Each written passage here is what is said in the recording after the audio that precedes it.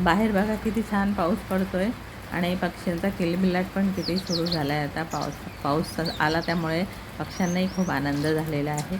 आणि मला काकांचा आताच फोन आला की मी आता येतो, तर मी आता स्वयंपाक करते. स्वयंपाकामध्ये फक्त भेंडीची भाजी आणि भात करणार आहे जेवणामध्ये.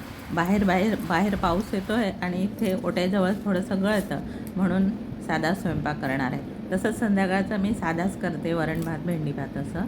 तर आता मी तो करणार आहे. पण हे काकांनी आणलेली भाजी आहे बाजारातून, ती कोथिंबीर वगैरे अशीच ठेवली होती मी, कोथिंबीर मिरच्या, तर ते आता मी पहिल्यांदा निवडून घेते. एकतर पावसाचे दिवस आहेत, थोडंसं पाणी राहिलं तरी ते सडून जातात मिरच्या आणि कोथिंबीर मी निवडून घेतलेली आहे. ती आता फ्रीजमध्ये ठेवून देते आणि पहिल्यांदा दिवावात करून घेते, कारण की बाहेर तर आता पाऊसच येतो आहे, बाहेर दिवा लावायची काही सोय नाही आता. तर घरात दिवावात करून घेते.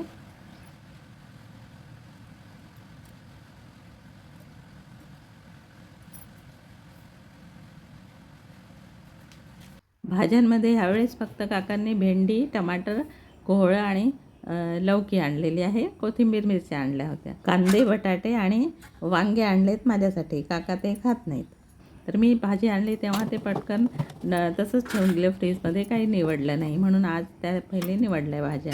आणि आता ह्या सगळ्या भेंड्या खाली गेलेल्या आहेत, म्हणून मी पहिले ह्या काढून घेते, नाहीतर एखाद 2 भेंड्या राहूनच जातात.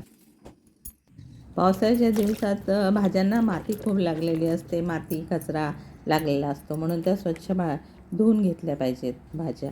तर मी आता भेंड्या स्वच्छ धुवून घेते. ह्या आदल्या दिवशी धुवून स्वच्छ करून कोरड्या करून ठेवायच्या, म्हणजे भाजी चांगली होते. पण आता मी वेळेवर भाजी करणार आहे, म्हणून त्यांना धुवून पटकन पुसून घेतले आहेत, वाळतील भाजी करेपर्यंत.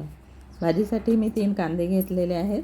कांदा जास्त आवडतो काकांना भेंडीमध्ये, म्हणून मी जास्त कांदा टाकत असते. भाजीची सगळी तयारी करून घेते. भेंड्या चिरून, कांदे चिरून घेते, लसूण आणि आलं मी चिरूनच टाकलेलं आहे आता. चला आता आपण भेंडीची भाजी करूया. मी कशी भाजी करते ते तुम्ही बघा, आणि तुम्ही कशी करता ते मला कमेंट करून नक्की सांगा. मी तेल तापल्यानंतर त्याच्यात जिरे मोहरी टाकलेली आहे. ती तळल्यानंतर त्याच्यात आपले तुकडे आहे, लसूण आणि आल्याचे तुकडे टाकलेले, हिंग टाकला आहे थोडासा, आणि कांदा टाकून तो चांगला कांदा परतून घेतलेला आहे. कांदा चांगला लालसर झाला की त्यामध्ये मग भेंड्या टाकून दिल्या आणि त्या भेंड्या मग चांगल्या परतून घेतल्या कांद्यासोबत. त्याला चांगले शिजेपर्यंत परतायच्या त्या भेंड्यामध्ये. नंतर त्याच्यामध्ये तिखट, मीठ, हळद सगळं टाकायचं. कांद्यामध्ये भेंड्या परतून घेतल्या ना चांगल्या की मग त्याचा तिखटपणा लवकर निघून जातो. नंतर त्याच्यामध्ये तिखट, मीठ, हळद, जिरेपूड, धणेपूड, आमचूर पावडर थोडेसे टाकायचे आणि चांगलं परतून घ्यायचं. त्याला परततच राहायचं भेंडीला भरपूर वेळ, खूप म्हणजे चांगली कोरडी होईपर्यंत आणि शिजेपर्यंत परतायची. मग भाजी खूप छान होते ती. शेवटी थोडासा गरम मसाला आणि कोथिंबीर घालायची वरून.